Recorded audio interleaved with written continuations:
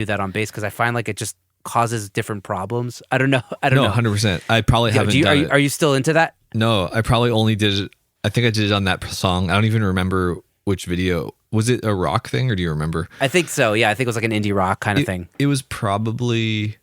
I was probably doing something super weird. Like I'm guessing like I had the high end going to like a crazy room reverb or like just some like I was probably doing weird stuff because I don't remember. I don't normally remember the details, but no. I know some people split out things based on frequency onto separate tracks. I've tried to get into it several times and I always end up feeling like it loses something, like just because of the way it mushed it back together with phase coherency, I'm assuming. But some people are really good at it. My buddy John, who's another local, Jerusalem engineer, I tracked bass for him for one of his productions, and he multed out my bass and it sounded amazing. It's like I've never been able to do this, but like it sounded great. Like it sounded.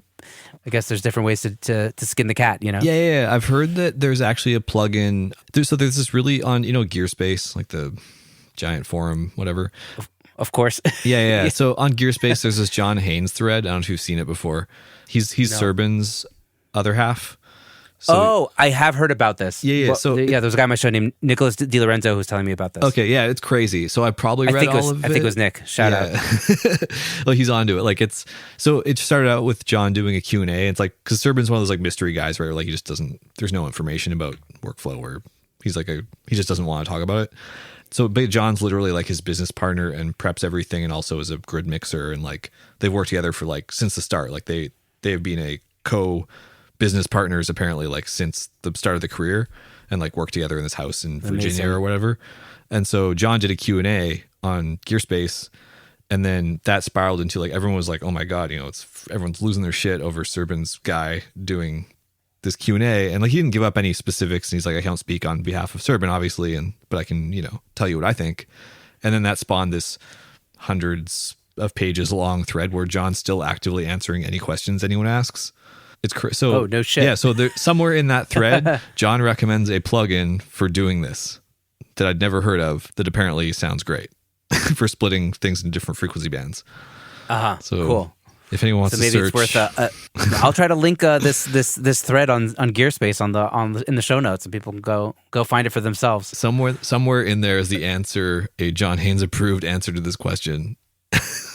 Yeah, I think what Nick was saying, if I hope it was Nick, and if it was not Nick, I apologize to the person who said this, was that Serban just smashes his mix, and that's what the mastering engineer gets. Like it's not.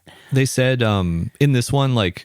I'm going to butcher the wording, but basically the gist of what I remember is someone asked about that, like, what do you guys send to mastering? And he's like, we send the mix that was approved to mastering.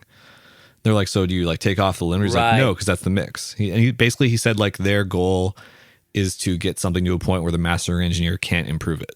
Yeah. Which is like, I wish I could do that every time. Some of my stuff comes back almost the same from mastering, but it doesn't always. And like, I still want that guy or girl or person to, do a pass on it and like hopefully find a few things that maybe we didn't think of or like whatever too much low on make it translate. Yeah, sure. Yeah, I like to leave stuff for the mastering engineer, but I guess to each their own. But I'm not working on the most slammed material. That's the thing. As I've started doing more modern like pop and R&B and stuff the last few years, I lost a mix off and learned really quickly that I basically need to be doing that every time. I still so I have like 2 or 3 mastering engineers I work with, and I always send them the limited mix that got approved and one without the limiter on it. But I don't take anything else off. Like it's basically just, there's like a fab filter limiter doing hopefully 1 or 2 dB, but sometimes more than that, as the final sort of stage. And I'll give them both. And like most of the time they recreate it and tweak the limiter more than I did and make it better. And then hopefully find some EQ things to tweak. And that seems to be the move, is to kind of give both options, but like at the very least, the mastering engineer understands what your intent was with the limiter and like what it sounded like, And they just have to know, like, they can't send back unless you're like a big name, like unless the mastering engineer is the biggest, most highly credited person in the project. You can't send it back quieter. You know what I mean? Like it's gonna have to come back louder than you got, the same or louder than the approved mix. So if you don't send the reference with your limiter, like you're kind of setting that person up for failure because they're just guessing. Right. Then they're shooting in the dark in terms of loudness. And then it's crazy to me that loudness still matters. That's so annoying. I mean, I'm all. I've had Sam Moses on the show from the Attack and Release show. His episode will be live by the time your episode, his second episode will be live by the time your episode airs. And he's all about it. It's like, this is your record. Make it however loud you want to make it, or however loud you don't want to make it. That's also cool. And I totally am with him. But I just don't understand why it's even a thing. Why do people give a shit when Spotify is just lowering the volume? It's right? tough because if you put out a pop mix that's like at -14 and upload it, and it gets on a playlist with a bunch of -9 to -6 loofs songs, in theory the argument is that the loud ones will get turned down more, but in reality your song sounds quieter because it's just like less distorted and loud and exciting or whatever, you know what I mean? It's less dense. Yeah, exactly. So it's right, that's like what John Castelli is always talking about. It's like, how dense is your mix, right? Yeah, exactly. Right. So like people like that, like, at least I've never worked with him, but from how he talks, it sounds like he's not hitting a limiter very hard at all.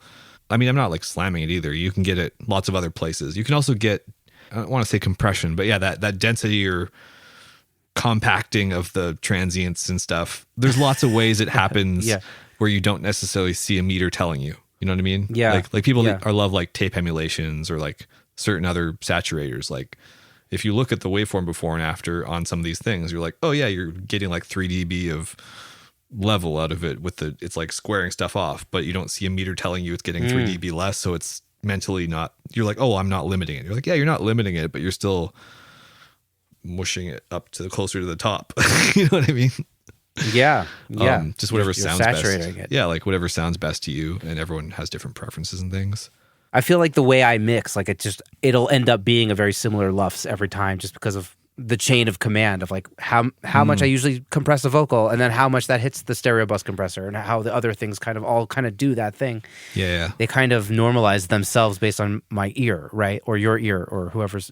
I feel like I'm usually getting around -12 on a mix. Yeah. That seems to be like where it kind of lands. Yep. If I don't know. Before my limiter, I'm usually in the 11 or 12 probably, with like leaving full transients on drums and stuff intact. And then, if I'm pushing, like usually after the limiter, I try not to look at the number, but I reference other things to just listen and make sure it's, going to sound close. If everything could be like, if 9 was kind of the limit, like -9, I'd be really excited. Cause like, I think that's loud, but not crazy loud. And unless your mix has really wild swings in like low end or like the loudest kick drum ever, it's not gonna, like, you can push the limiter into that range and it's like not destroying your mix completely. And then like 8's still fine, 7's getting pretty crunchy, 6 is like I'm working on EDM or crazy like heavy rock music. It just gets insane and unnecessary. Yeah. I don't envy the mastering engineers in that department. I feel like there's a lot of squishing that happens. I mean, I spoke with Pete Lyman, who does like Chris Stapleton and all that kind of stuff, and he's like, yeah, -12 would sound great, but like I can't ever do that. No, it's exactly. You do it once, and that client's probably not coming back. Yeah. Unfortunately, I mean, well, with me, my biggest thing, like again, working on sort of pop stuff, is that all these producers, like their roughs are already -9 or whatever. Like a lot of times on a lot of these productions, I'll be lucky if not lucky. My goal is to basically make it the same volume but sound better, way better, hopefully. You know what I mean? Clearer, punchier. Maybe that means the perceived volume ends up feeling a little louder, but if you're looking at numbers, like a lot of times, like without murdering my mix with the limiter, I can't really get it much louder than their rough was, but I can't send it back quieter either, because again, that's how you lose gigs, unfortunately, is like the artist's going to listen to both, and you can explain. I've sent volume match things before. I've tried to be really like, when they have a note where they're like, can it get any louder? And it's already loud, like it's already totally fine. And I'll say, okay, here's 2 versions. And I like volume match them. One had a dB more limiting, and it was like just past that limit of like, it started to sound bad. And they're still like, no, we like the energy of the louder one. I'm like, okay, it's your record. I tried, so I kind of give up trying. I'm just like, I'll do what I think sounds good. And if they want it louder, unless it's really destroying it, I'll just do it to the best of my ability, make it as clean as I can. Yeah. You've given up on trying to educate. It's just not, I don't know. I'll still educate and tell them what I think is best. But again, it's not up to me. It's not my record. Right. It's their record. Yeah. That goes back to the service industry, right? Like, and a lot of the time I'll listen to it 6 months later and be like, oh, it sounds great. Like, I don't know why I was worried about that. It's like a little crunchy, but it's still cleaner than half the stuff on Top 40. And it's like, it's good. Yes. I think sometimes time is the only way to really get objective about these things. 100%. Because we get too intimate with like, if you're as intimate as it sounds like you're getting with like just like perceived loudness and like how slammed the low end is into the limiter, like that's really up close. Yeah, you need space. I get pretty nitpicky. Like I'm my goal every year is to be less technical, I guess, if anything, because it's music's not about technical specifics, but at the same time, those tools are how I achieve the feeling that I want out of the mix. But learning to separate those two sides of your brain can be hard. Yeah. Do you have any like things that help kind of get you out of the technical brain and into the emotional brain? Do you have any, like, I don't know, it could be anything that's like a habit that kind of keeps you in like a creative zone or anything, Yeah, I mean, it's changed a lot over the years. I used to be kind of like when I was coming out of working at the big studio with like SSL and stuff, it's like the song a day mentality, kind of like old school, it's like this is the schedule, and maybe you finish the song that day, do a quick listen in the morning, do small tweaks, print, and then move on. That's kind of the schedule. Whereas now I'm like, I have a lot more balls in the air all the time. Like maybe I'll start one mix today, do a couple hours on it till I don't really feel like it anymore, and then jump onto something else for revisions, or like go for a walk, come back, maybe listen to it on my AirPods. I just kind of change up things a lot more now. And it leads to like, maybe I'll start a mix on Monday and won't send it till Thursday, but I'll have also started 2 or 3 other songs in that time. And like by the end of the week, I end up getting everything I need to get done. But I also have a lot of perspective because I haven't just been working on the one song for 12 hours.